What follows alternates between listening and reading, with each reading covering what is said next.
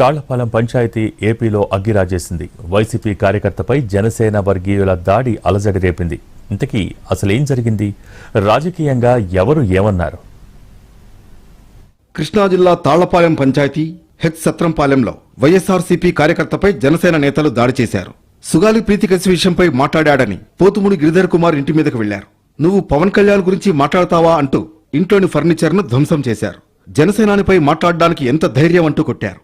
మేము మాట్లాడింది తప్పు. నేను మాట్లాడింది తప్పు. మళ్ళీ చెప్పు ఇంకోసారి గట్టిగా. నేను మాట్లాడింది తప్పు. మళ్ళీ మాట్లాడను సార్. ఎవరు నిన్నెవరు మాట్లాడించమన్నారు? ఎవరు లేదు సార్. వాస్తవం చెబుతున్నాను. ఎవరు లేదు సార్. ఎవరు లేదు సార్. నేను ఒక్కడే సార్ మాట్లాడింది. ఆరోగ్యం వాస్తవం. నన్ను ఎవరు మాట్లాడు యాంకర్ రమ్మని మాట్లాడమన్నాడు సార్. తిట్టమలేదు సార్. తిట్టమలేదు సార్. తిట్టమలేదు తప్పు. నేను తప్పు ఆయన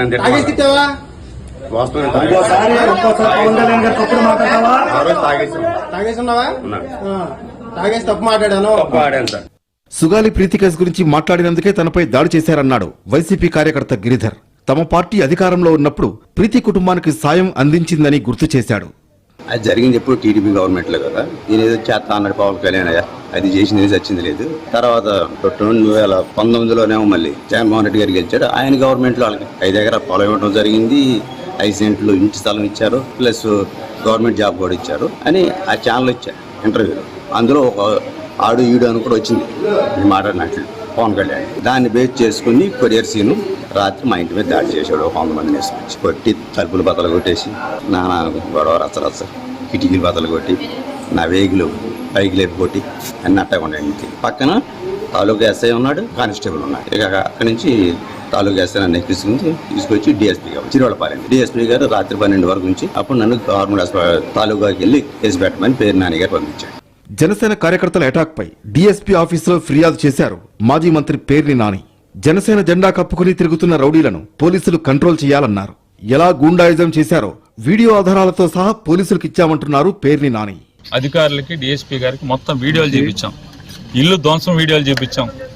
సతీష్ అనేటువంటి ఒక దళితుడిని ఆ ఇంటి పక్కన ఉన్నటువంటి బడ్డీ కొట్టు ఆ సతీష్ అనేటువంటి దళితుడి బడ్డీ డ్రింక్ షాప్ మొత్తాన్ని ధ్వంసం చేశారు.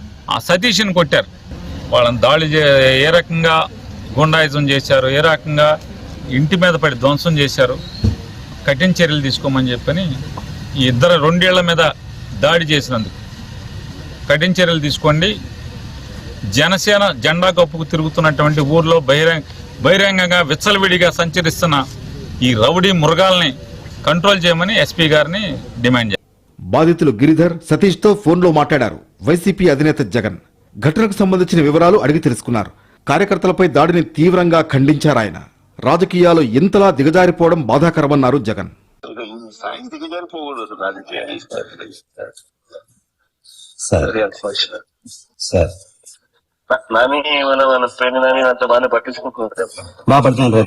మూడేంది సార్ డిఎస్పీ ఆఫీస్ దగ్గర రాత్రి నాతోనే పడుతున్నారు సార్. నాతోనే ఉన్నారు సార్. అందరూ థ్యాంక్ యూ సార్.